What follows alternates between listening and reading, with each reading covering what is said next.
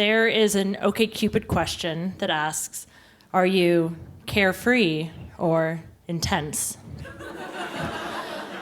OkCupid is an online dating forum where people who have been recently broken up with by their Frisbee boyfriends can go to meet people outside of their insular sports community.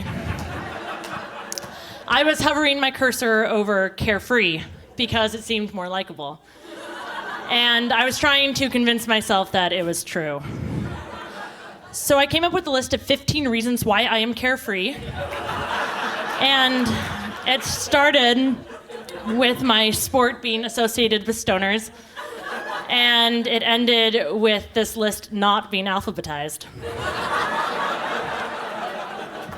The self-awareness set in, but instead of just accepting that I'm intense and answering the next question, I got indignant that I had to be likable. And I am still not a success story for OkCupid. So hi, I'm Kelly.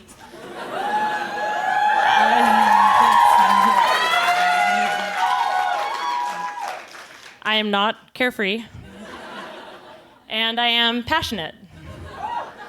I am passionate about my sport, and I think that passion brings out the best and also the worst. But there's one area of Ultimate that brings out the very worst in me, and that is self-officiation. Self-officiation means that we don't have referees, so players call each other out when they break rules, and then they decide between themselves who's right and wrong. I dislike self-officiation because it highlights many of the things that I dislike about myself, including the intensity. For example, a few years ago, I went to a tournament called Gandy Goose with Portland's premier Dungeons & Dragons themed team. Yeah, the Natural 20s. Yeah. We went as wolves and unicorns in some vague connection to the tournament theme. I was a unicorn. I had taken a cereal box and turned it into a horn, and I used pink duct tape for accents. Everything about this tournament was meant to be carefree. However, the second game of the first day, I already was feeling intense. We were losing, and I like to win.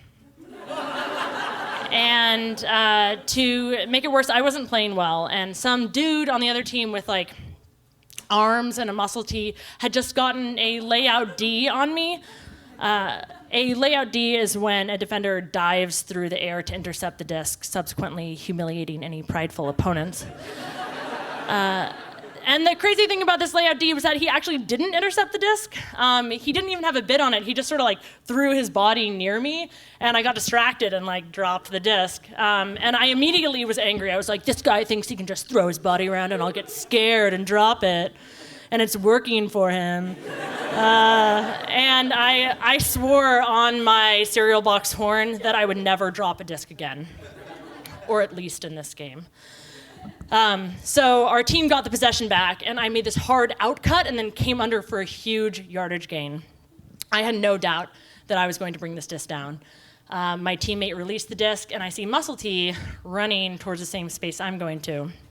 But I am an intense unicorn, and I don't care that he's coming. I catch it, and I turn to look at his disappointment. But instead, I see him horizontal. He grabs the disc that I had just caught, and he hits the ground, taking the disc and me with him.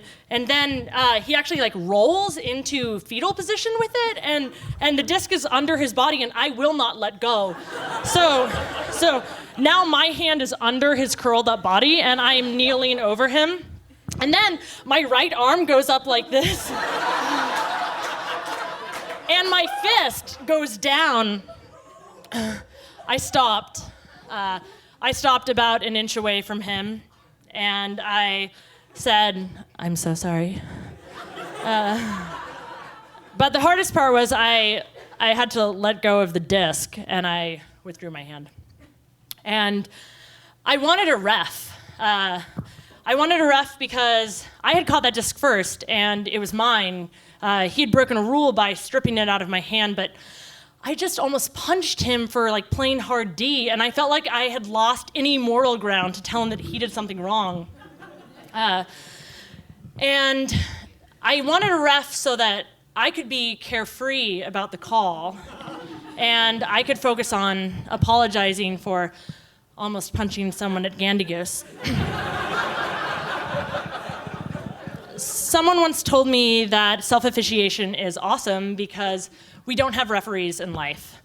And there's a lot of conflict in life, and practicing self-officiation can help you deal with those conflicts. But to me, that is an awesome argument for why we should have referees in life. I especially want them in relationships. The Frisbee boyfriend that I mentioned earlier led me to OkCupid, you guys remember? He and I actually would use a Frisbee self-officiation term in mediating our conflict.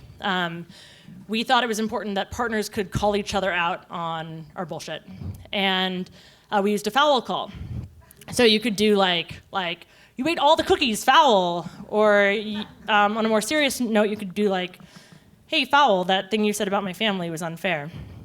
The self-officiation was pretty cool, but it got tested when we broke up. Chris broke up with me the day after I got back from my first club nationals with my elite women's team, Schwa.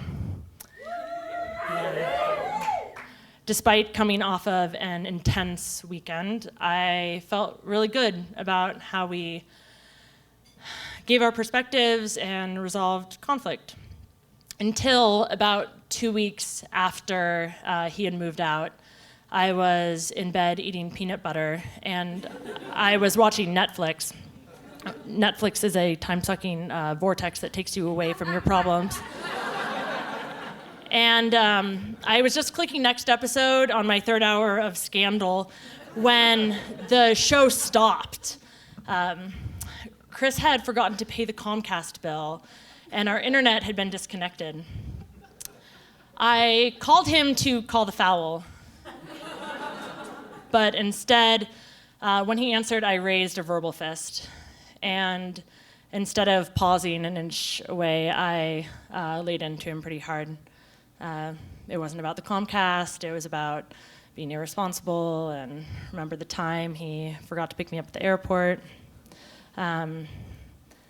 Worse than the pettiness, I was mean. And I wanted a ref. I wanted a ref to call fouls on all the things that he had done to hurt me. But most of all, I wanted a ref to give me a red card and take me out of the game. That moment was too intense for me to acknowledge that I was being unfair.